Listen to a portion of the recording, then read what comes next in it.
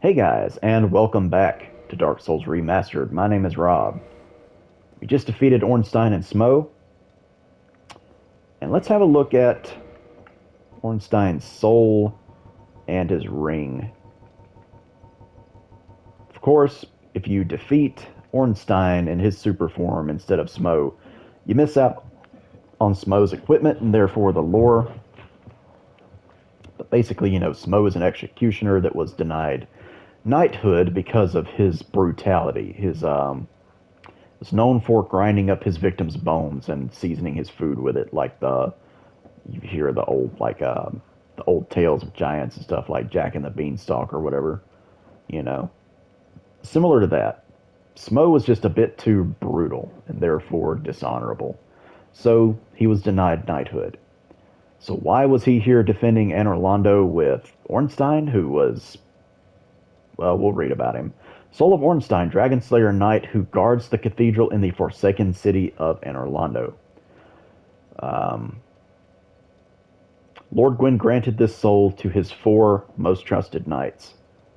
So, what would one of his most trusted knights be doing with a disgraced executioner? That's what happens when you have Gwendolyn running things. At least that's my theory. One of the special rings granted to the four knights of Gwyn. The Leo ring belonged to Ornstein the Dragon Slayer. This ring strengthens counters with pierce weapons. His lugged spear is said to have sliced a boulder in two. That's like a kid jumping from one subject to another. His ring strengthens counters with pierce weapons. His spear is said to have sliced a boulder into, like, just random. Yeah, but basically what this does, counter damage, which you get from attacking an enemy when it's in the middle of moving, either running or if you land a hit while it's trying to dodge or in the middle of an attack, you get a little extra damage. And then if you use a spear or a thrusting weapon on top of that, works with the halberd, or any thrusting weapon, it will greatly increase the amount of damage you get when doing an attack like that. So, I mean, it's very situational, and you can totally make a build around the Leo ring and counter damage, but it's never really appealed to me that much. Yeah, so Ornstein is known to be like he was the captain of the Four Knights of Gwyn. So like him and oh, if I turn, I can kind of hear the little music. It's funny, but yeah, it's odd to think of him being, you know, like defending Anor Londo with along with Smo of all people. I mean, if his lore is correct on his his armor and weapons and stuff, I don't know. And then you see like the old Dragon Slayer boss in Dark Souls 2, which is questionable whether that's actually Ornstein or not. His armor definitely resembles that of Ornstein, but then he's using completely different, attacks. Instead of lightning, he's using like darkness, like hexes and stuff. And then in Dark Souls 3, you find a corpse with Ornstein's armor, and you find out that he actually left Anor Londo in pursuit of the Nameless King because he wanted to follow him. He felt more loyal to the Nameless King than he did Gwyn, or really Gwendolyn. Gwyn's not really in charge anymore. It's, Gwyn went to try and, keep the first flame. He went to go try and keep it burning. But whether the whole, linking of the fire thing was his idea or not, Gwyn seemed more noble than that. Like he wanted to use himself as a vessel to keep the first flame burning. But then it's like once his son Gwendolyn and maybe some other gods realized that it wasn't going to last forever, they came up with the whole undead pilgrimage thing to, I don't know. It's just stuff I'm thinking about. Maybe as many things in this place that are illusions, maybe that Ornstein was a doppelganger, or maybe Ornstein and Smoke both were. Who knows? But it's fun to speculate this stuff, though. It's very fun to speculate. That's what makes Dark Souls so enjoyable. Is trying to piece it all together. You know, looking into the lore and stuff. So anyway, let's open up Guinevere's chamber. It's not really Guinevere. And we'll just walk on in. You can hear, you know, the choirs of angels singing. And the huge tittied goddess just laying here on a huge couch. And overcome much, chosen undead. Come hither, child. You know how I know you're not real? Your lips don't move when they talk. And even if you are real, those ain't real. I'm sorry, they're not real. Is she wearing like a bonnet or something? She looks a little stoned. Just saying. Oh, chosen undead. Anyway. I am Guinevere, daughter of Lord Gwyn and queen of sunlight. Since the day Father his form did obscureth, I have awaited. Are her lips moving? I bequeath the Lordvessel to thee. Maybe they are. It's difficult for me to tell because my vision is so bad. So she gives us the Lordvessel, and I speculate that that's actually Gwendolyn speaking through that image to, you know, maybe increasing the pitch of his voice or something. But I think that's actually him talking. Well, no, maybe not. Because you can kill Gwendolyn without destroying this image of Guinevere, and she might still talk. Or does she? I can't remember. I'm gonna have to try that out. And beseech thee, succeed Lord Gwyn, and inheriteth the fire of our world. Thou shalt endeth this eternal twilight, and avert further undead sacrifices. Yep, up until you need another one. O chosen undead, thou hast journeyed far. Yeah, so you can get a lot more dialogue out of her. You can enter a covenant. Since the day Father his form did obscureth, I have awaited thee, once living, now undead, and a fitting heir to Father Gwyn thou art. O chosen undead, and beseech thee, succeed Lord Gwyn, and inheriteth the fire of our world. A grave and arduous test of metal, yea, it shall be. Indeed, we had felt the warmth of fire, its radiance and the life it sustaineth. Without fire, all shall be a frigid and frightful dark. Yeah, so I mean, they talk up the whole, you know, linking the fire to be this grand thing where they call it inheriting the fire, but it's not as pleasant as it sounds. Please, Father's role thou should assume, and inheriteth the fire of our world. Thou shalt endeth this eternal twilight, and avert further undead sacrifices. King Seeker Framt, the primordial serpent, shall guideth thee. Please, thou shalt King Seeker Framt, the... Yeah, so Frampt is definitely in cahoots with Gwendolyn to urge the undead, the chosen undead, to link the fire. Huh. Let's go ahead and join the Covenant. Why not? It's Princess Guard, which doesn't do much, but you get a ring for it, and that's what I'm after. Ring of the Sun Princess. Hereafter I, Guinevere, shall serveth as thine guardian.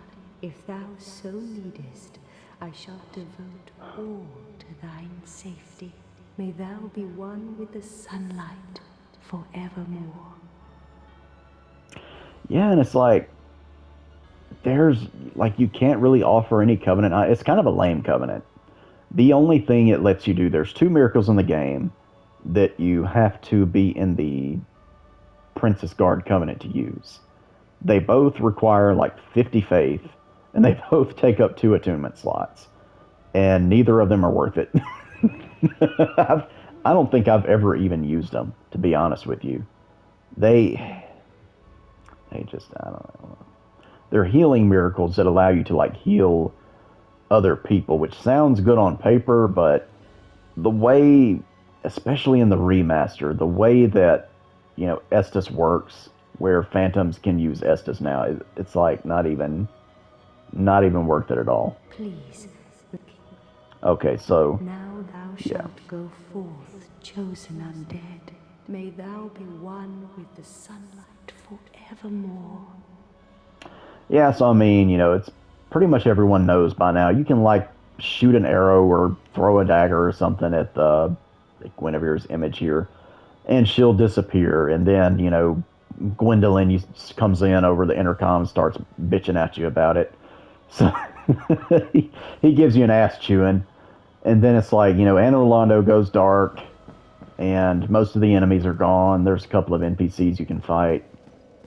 That makes you a sinner, and makes it to where like anyone who has done that, that's how this Dark Moon Blade Covenant ring works. Like if you wear this, you'll automatically get summoned to a world where you've got somebody running around that has like killed the Godmother's image or whatever. That is what that ring is for. The orb has a different function that you get for the Dark Moon Blades. But anyway, Ring of the Sun Princess boosts miracle synergy, whatever that means.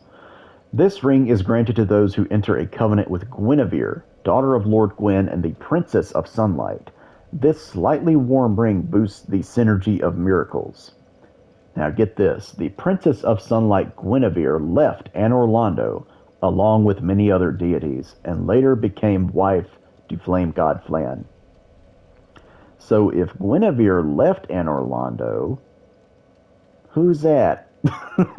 That's how, like, I think somebody asked me a little while back if, like, how do you know that that's actually, like, not the true Guinevere? This is how you know. The game straight up tells you on this item description that that's not her. Or at least, I mean, that's strongly suggests. I mean, it doesn't come out and say it explicitly, but come on. Come on. She ran away with Flan. Flame God Flan. If you get that reference, by Flan. Please leave a comment that you got that reference. I bet Aaron over at Crosby Classic Gaming gets it. I'm 90% sure you'll catch that. But anyway, yeah, you destroy her image, and then that's another way you can access Gwendolyn's boss room to do his boss fight, other than using the Dark Moon Seance ring. The statue of Gwyn will disappear once the image of Guinevere has been destroyed. So yeah. Anyway, look at all these souls. My goodness. How many times can I level up here? Yeah, we'll do that. I wonder if I can now use these Y-hander. Maybe, maybe not. Nah. I mean, I can use it, but I can't fast roll with it. Man. That's fine. I'll get there. Till then, I'll just use Claymore or whatever else I've got. Okay. Let's go back down and let me go to the Painted World. Of course, y'all have seen me, y'all know how to get to that. So I'm going to cut this run back. Or I'll cut out the thing. See y'all in a second. And actually, I thought of something that I could do before placing the Lordvessel. I wonder if little Miss Firekeeper here has anything else to say now that we've defeated the boss. So you Yep. have received a revelation. Very auspicious. I hope for the best. I pray that through you, her wish will be granted. Yeah, so she seems very nonchalant about the whole thing, which is, I think that's worth noting. Have you heard of Seath the Scaleless? In legend, he turned against the ancient dragons. He became Lord Gwyn's confidant, was granted dukedom, and was allowed to pursue his research. At the Regal Archives, he immersed himself in research on scales of immortality, the one thing that he did not have. But his very research drove him mad. The Archives became a dungeon, a place for sinister experiments. Now, nobody dares even approach the Duke's forbidden Archives. It looms over this land high atop the mountain. But I should warn against even an approach. If you require rest, now is the time. That is, after all. Alright, so she does say a little bit. She wants us to carry on her wishes. I assume she's referring to Guinevere. But I believe that she knows better. Like, she knows that that's not the real Guinevere. Could be referring to Gwendolyn as a she, even though Gwendolyn is technically male. He's just, a little confused. Because his, parents decided to go woke with him.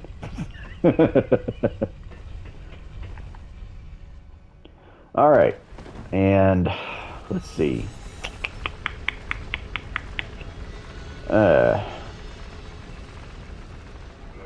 No, you know what? I'm actually going to buy some Homeward Bones, too. Yeah, let me warp on back to Firelink Shrine and do that stuff. Yeah, there we go.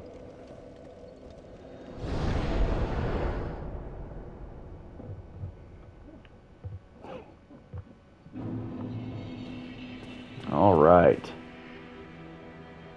Firekeeper is still absent. We're about to fix that. Well, fancy meeting you here. You did much for me up above. I am grateful. I was thinking the gates, the old fortress. Was that your doing? Well, yeah. Yes, I knew it. It seemed like an unlikely coincidence. Well, am I fortunate? This Knight of Katerina thanks you sincerely. Please, take this as a token of my gratitude. The miracle emit force. There you are. I'll be heading down below shortly. There's nothing worthwhile up above. No worries. Venturing is my life. I'm prepared for the worst.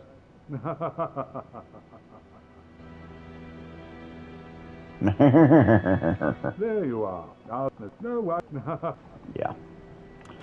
Anyway, so his next area that you'll find him is going to be the Light Town. If you give him, I think it's 3 purple moss, that'll get him to move from where he's at down there. So let's return the Firekeeper's soul. Return the Firekeeper's soul to its owner. And now she has been reborn with her tongue back. Thank you. I am Anastasia of Astora.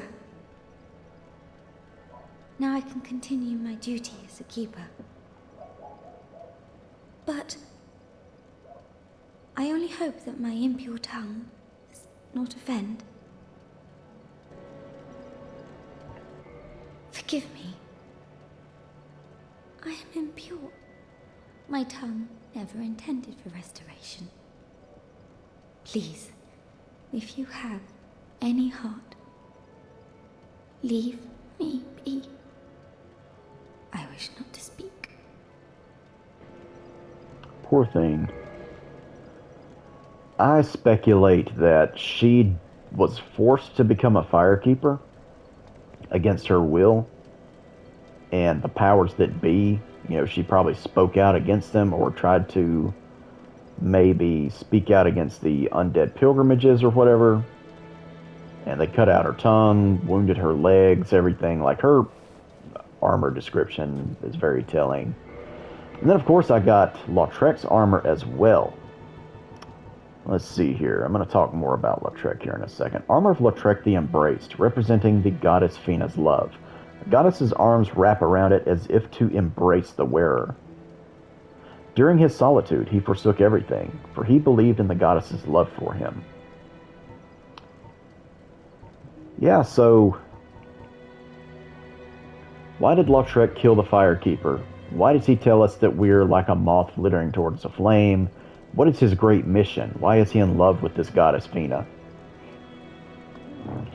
It's theorized that Lautrec is aware of the undead pilgrimages being, something that, kind of just the gods' way of perpetuating the Age of Fire for their own benefit. And, while at the same time, it's like keeping the undead curse on, humans, not allowing the world to progress naturally towards dark with the fading of the flame. And like it's kind of keeping, humans enslaved to the gods for this purpose, using them as kindling. So, what is, when you escape from the undead asylum, the first thing you find is this bonfire right here, where you're able to rest, level up, do whatever. And getting rid of that checkpoint would be very detrimental to the undead pilgrimages. And of course, according to the crestfallen warrior that was up here, it's not up here anymore, if you'll notice. It's like we're not the first one at all to be sent on this pilgrimage. We're just, there's been multiple undead who have gone on this pilgrimage. A lot of them who, didn't make it for one reason or another. Nobody has yet linked the flame. So really the gods are just waiting around for an undead to become powerful enough to kill the, remaining the 4 lords and everything. And get myself situated in my chair. And anyway, waiting on a powerful enough undead to get all of those souls back together to, to link the first flame, which will extend the Age of Dark. So it would seem that Lautrec, doesn't like that idea. And so, his intentions is stopping it, in its tracks. Nipping it in the bud, getting rid of the Firekeeper, and, all that stuff. So, yeah, that's, he's trying to, he's doing what he believes is right. It's just interesting to me. But anyhow, let me come over here real quick. I'm going to talk to Frampt and get that whole thing. This episode is going to be like a lot of dialogue and me talking about lore and stuff, so hope y'all are ready for that.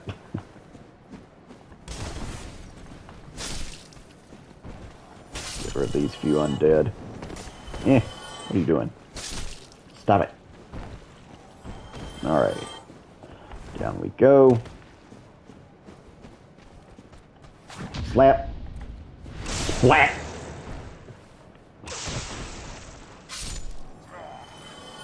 Alright. See that guy over there? You recognize him, right? You know what I love? I love my neighbor's dog being outside in the evening and just barking its dumbass dog head off. I love that my neighbors, they just have this dog that won't shut the hell up, and it just non-stop. I'm gonna freaking throw a whole bottle of Benadryl over in the yard and hope the dog eats it. Not really. It's annoying. It is annoying though. Yeah. Look at it. It's Dom Hall of Xena. He moves here after you finish Blighttown, actually. Aye, Shemai. I didn't expect to meet anybody here. I suppose great minds think alike, eh? Nah. So he sells the master key at this point, if you want to get it. This universal key opens any basic lock, tool of the trade for thieves. But in the cursed land of the undead, most doors are better left unopened. That's not true. Open all the doors, get the stuff. Get the loot. Still sells all the same crystal stuff that he sold before, arrows. Still sells the same armor set, but now he sells armor of bosses that you have defeated. So far we've got the Iron Golem and Ornstein's armor. Let's have a look here. Iron Golem's armor just looks really cool to me. Body of the Iron Golem, guardian of the ancient Sin's fortress, slayer of heroes who ventured forth to Anor Londo. Without its core, it is a mere hunk of iron and can be equipped as solid protective gear, but its immense weight hinders stamina recovery.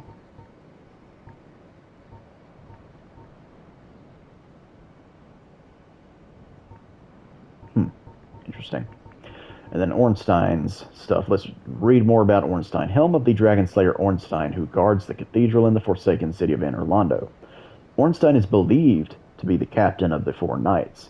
His golden lion helm is imbued with the power of lightning and should provide good protection against it. It says he's believed to be the captain of the four knights. What if he's not, though? What if it was Artorias? What if Artorias was the captain and then, but, Artorias was defeated by the Abyss, basically? I don't know. What if it was Hawkeye Goff? What if Ornstein was only the honorary captain after the two who I would argue are stronger than him were defeated in different ways? So let me just buy, something. I'll buy one heavy bolt. Well, I'm certain we will make a good trade eventually. So I am willing to share some tips. The cursed ghosts of New Londo are formidable foes. To face them, you will require special arms or a cursed body. The quickest way to be cursed? Try the bug-eyed lizards in the sewer. Desperate measures, to be sure. So he gives away some good advice, but he'll only do it if you buy something and then immediately prompt him to talk. You are a fine trading partner. Rumor it may be, but I have heard of a surviving ancient dragon who resides in this land. A coterie of undead serves the dragon, as they train to become dragons themselves. Sounds unlikely, but you never know, do you? I'm afraid I don't see anything here. Yeah, so that's all he's willing to talk about for the time being. Thank you. That was a fine trade. I have this funny feeling we'll meet again soon. And we'll make another fine trade, of course. Yep. And he also, the fact that he sells boss armor is kind of like, he gets around. And he's good at picking up scraps from the battlefield, that's for sure. He's a good thief. I'm calling him a thief. I think he's a thief. All right. We also got another NPC back here I can talk to. Hello again. I was waiting to tell you. Master Logan has returned, and he tells me that he has you to thank. Well, we are both in your debt now. Thank you, sincerely. He's just over there. Go along and have a chat. Yeah, this dude is definitely Big Hat Logan's biggest fan. Oh, hello. I appreciate the attention, but you really should speak to Master Logan. That will certainly do you more good. Have you spoken to Master Logan? He is an accomplished scholar. The arts of sorcery would never have come this far without his contributions. And he has the nerve to go risking life and limb. What a stubborn old fellow. Have you spoken to Master Logan? He is an... and he has... Goodbye then. Do stay safe. All about him some Master Logan. He's sitting on the ground, lazy. Get up here. Yeah, you can see his special catalyst that he uses called Logan's Catalyst. If you turn the camera right, you can kind of see his face. There's a lot of grass in the way, but whatever. There you are. I was expecting you. As promised, I will share my sorceries. Yeah, so he doesn't speak, unfortunately. But yeah, he sells Great Soul Arrow, all that kind of stuff. Homing Soul Mass and Soul Spear, which are unique to him. Sorcery developed by Big Hat Logan, Fire Homing Soul Mass. Life originates in the soul. No wonder the Soul Mass draws toward it. This sorcery is a window into Seeker Logan's methods. Fire Piercing Soul Spear. A symbol of Logan's strength, the Soul Spear is referenced repeatedly in the legends, and is said to be on par with Lord Gwyn's lightning. That's interesting. Heading out, are you? I too will leave soon. Undead or no, I shan't stay here forever. You have great potential. Don't go and die over nothing. Yeah. And if you don't have enough intelligence to do sorceries or whatever, you know, Logan will still be really, like, he's cool about it. He won't be like Carillion or whatever from Dark Souls 2 and be like, I don't talk to dumb peoples. He's like, not everybody has to know magic. It's okay, you know, go your own way, do your own thing. So I kind of like Big Hat Logan's personality in that respect. Alright, back to Undead Parish here in the Sunlight Altar. Solaire. Oh, hello there. Forgive me. I was just pondering about my poor fortune. I did not find my own son, not in Anor Londo, nor in Twilight Blighttown. Where else might my son be? Lost Izalith? Or the tomb of the Grave Lord? But I cannot give up.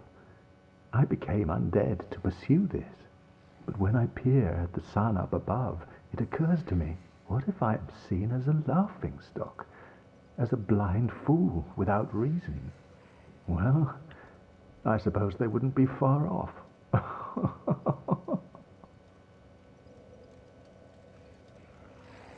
Oh, hello there. I will stay behind to gaze at the sun. The sun is a wondrous body, like a magnificent father. If only I could be so grossly incandescent. Oh, hello there. The sun, if only... Yeah, so you have to either have fought a certain number of battles with, like Sun Bros or whatever. You have to have helped enough people in co-op, or have a certain level of faith to join the Sunlight Covenant. So, I haven't co-opted very much. I haven't co-opted at all online. And I haven't leveled up my faith at all, so can't join the Sunlight Covenant yet. I will try to get the Lightning Spear miracle to where I can, like, you know, read the lore on that, but yeah. Let's see, where do I want to go from here? Got a lot of dialogue and stuff. Let me go back to Firelink Shrine and have a talk with Frampt.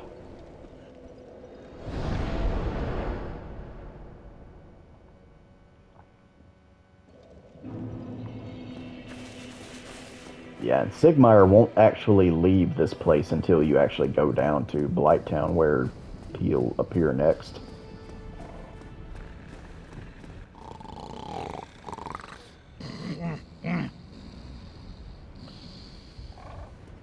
Sleeping on the job. No, I'm fine. I'm fine. Well and wide awake. Do not treat me like an old withering snake. Heavens!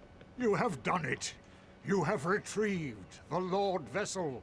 After 1,000 years, it is you. It is really you.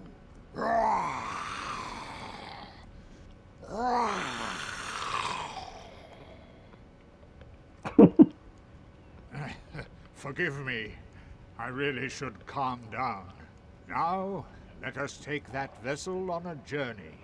I assume that you are ready. Now, be still.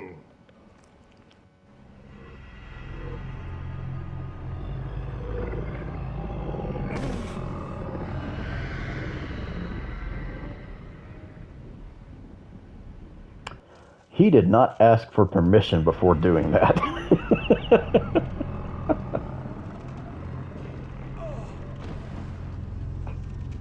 Ugh. I would not want to hitch a ride inside his mouth. This is the Firelink Chamber for the successor of Lord Gwyn. Now, place the Lordvessel on the altar. Hey, I want you to know I don't appreciate you just scooping me up in your mouth. What is it? Place the Lordvessel on the altar. No reason for pause at this point. What is it? Nope. If you look closely back here at this wall, it's actually what appears to be another Lordvessel, and then multiple smaller vessels. I just find that interesting. You know, I almost never walk down here. I assume you could, like, jump down and die. Huh. I wonder if that would put you back out at Firelink Shrine. Huh.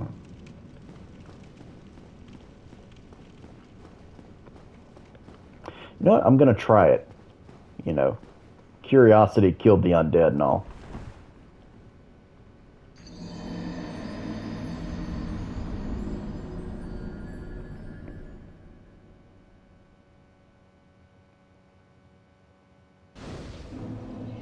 Yeah, takes you back to the last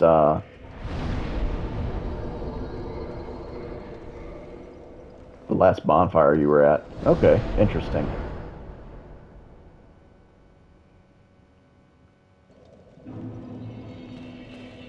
So then, is Frampt gonna be back up here? He is, okay. And he actually went back to sleep. No, I'm fine. I'm fine. Well and wide awake. Do not treat me like an old withering snake.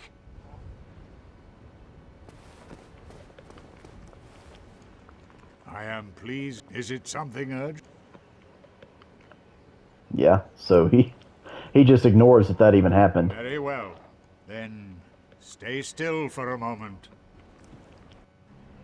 Yeah, we'll just skip that. Alright, my bloodstain. Does he say anything different here? What is it? Nope, okay. Alright, curiosity satisfied. Let's place the Lordvessel.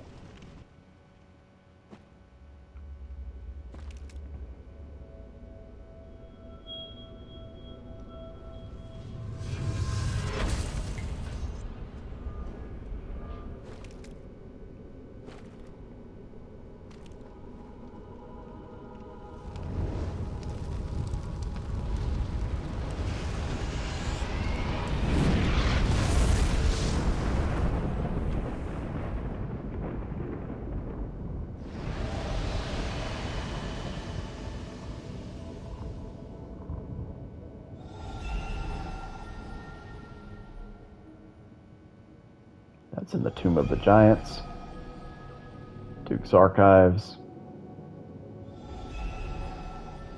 and the Demon Ruins.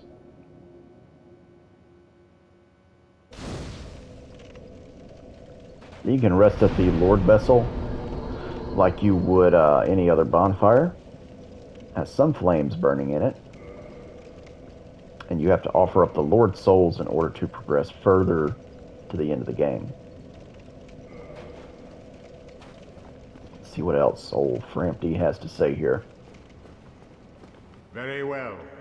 As Kingseeker, I shall now instruct you, the Lord's successor, in your next task. To achieve your fate, fill the vessel with powerful souls, commensurate to the great soul of Gwyn. Scarce few possess such brilliant souls.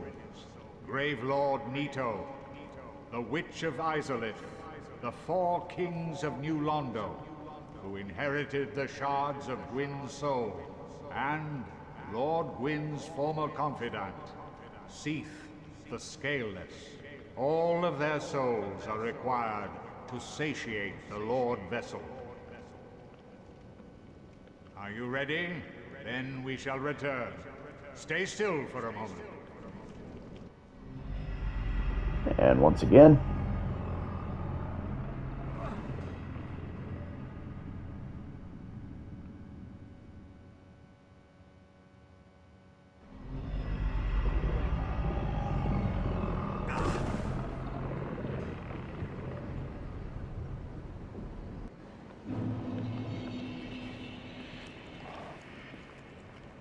I am pleased to see you well. Is it something urgent? The beings who possess these souls have outlived their usefulness, or have chosen the path of the wicked. As the primordial serpent, I implore you to defeat them and claim their souls. Let there be no guilt. Let there be no vacillation. The beings who possess let there be. Farewell, chosen undead. I remain here and await thee. All right. So it's interesting, I mean, both Kingseeker Frampt and Darkstalker Koth, they both get you to basically do the same thing. It's just that one wants you to link the fire and the other one wants you to not link it. But they still want you to kill all 4 lords, you know, get all the lord souls back, all that interesting stuff. So it's weird. It's like, what do they really have to gain from it? And whenever you don't link the fire and you get the ending where you usher in the Age of Dark, Darkstalker Koth will say that him and Frampt both will be your servants. But why though? It's like, what is going on behind the scenes between Koth and Frampt? Are they just, you know, 2 sides of the same coin, kind of making a bet to see which one can manipulate the chosen undead? That's kind of my thinking with it. Because what do either of them have stand to gain from the Age of Fire or the Age of Dark? I think they just like toying with humans. Personally. Alright, so we've gotten a lot of dialogue so far, a lot of different talking. There's not been a lot of action in this particular part, so sorry if you were looking forward to more of that, but it's just been a lot of exposition and lore. But the next thing I'm going to do is most definitely the Painted World.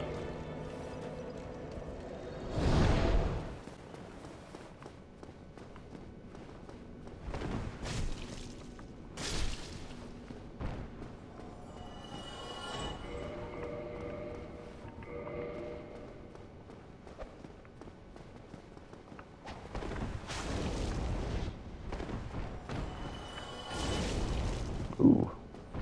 Fury Sword actually one-shots these guys. That's interesting. Nice. I was thinking they had better resistance to fire than that, but I guess not. More throwing knives, which I'm not going to use. You better quit trying to backstab me.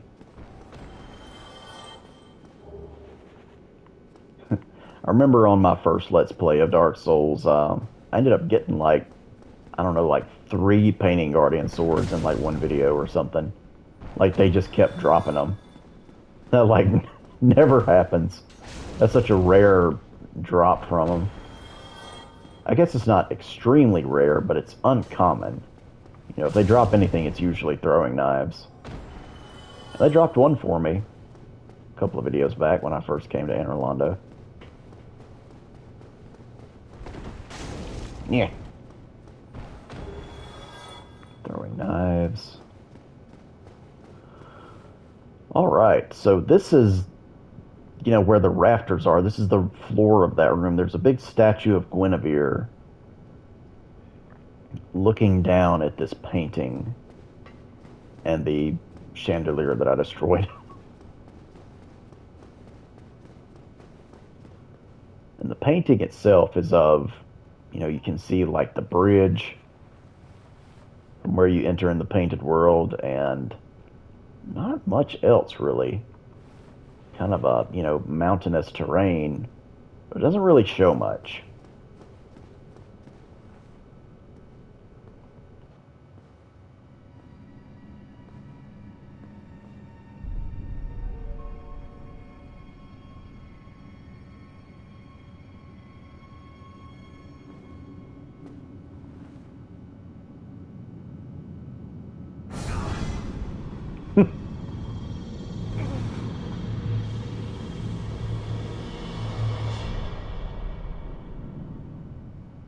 And just like in Super Mario 64, sucked into a painting. Painted World of Ariamis, which is probably my favorite level in the game. It's wintry, it's gory and gruesome, it's dark. I just love it. Atmospherically speaking. I mean, you have beautiful decorations like, you know, hollows stuck to a pike. And they still bleed, too, when you hit them. Yeah, you see the blood spurt out of there? They still bleed. I also love invading here. But last few times I tried to invade at soul level, I think 56, it has not been very successful, unfortunately. Sad to see that there's a lot less, you know, people playing Dark Souls right now. But that's a normal thing. You know, as these games age, there's less people playing them. Of course, Elden Ring came out a while back, and like everybody's playing Elden Ring. Except me. I'm the loser that's still playing Dark Souls. Let's see. Once you're in here, you cannot warp out. This bonfire is cut off from the others. Cannot warp. But doesn't it take a firekeeper to keep a bonfire lit? Who's the firekeeper of the Painted World? It's not Priscilla, because if it were, then this bonfire would go out after you kill her, but whoever it is, they're not revealing themselves. Maybe it's this person. Probably not. But anyway, I've been recording for a while now. Sorry there wasn't a ton of action in this episode, but next time I'm going to explore the Painted World and, you know, finish up this level and everything. And I'm not sure what else I'll be able to... Maybe I can make an entire episode of just the Painted World, but there may end up being more to it. But as always, thank you guys so much for watching. I will see you soon with more Dark Souls Remastered. Until then, y'all take care.